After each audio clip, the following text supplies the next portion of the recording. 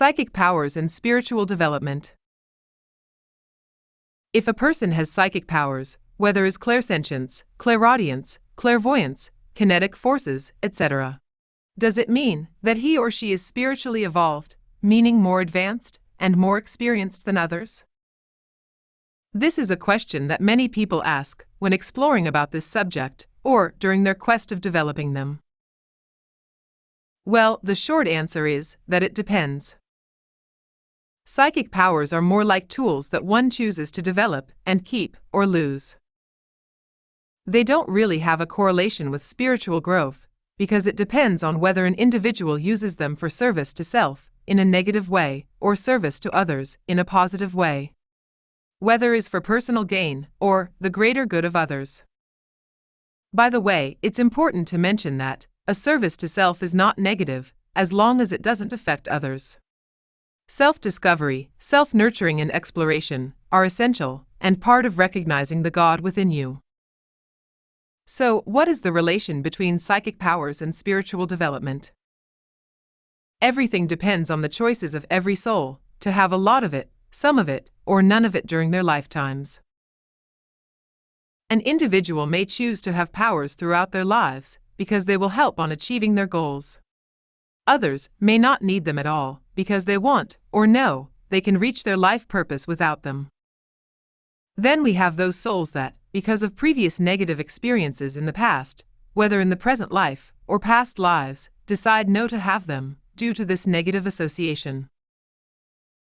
Of course, eventually, they will have to learn that tools are neutral and everything depends on how the individual chooses to use them.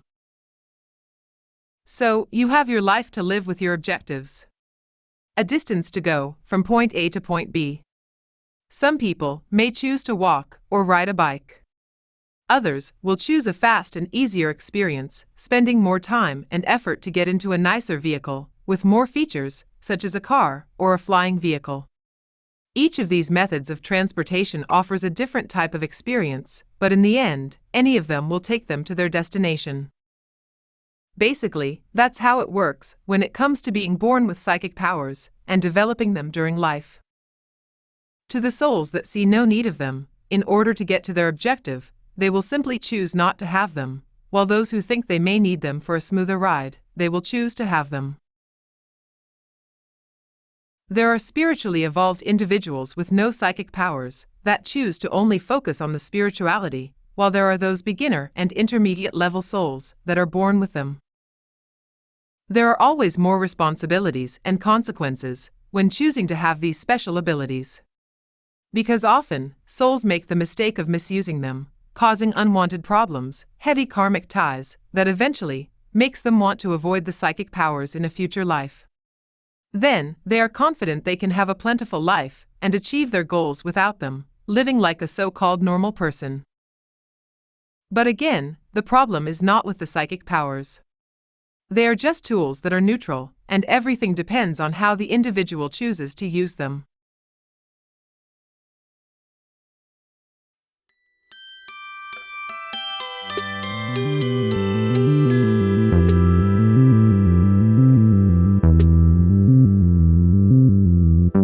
Mm-hmm.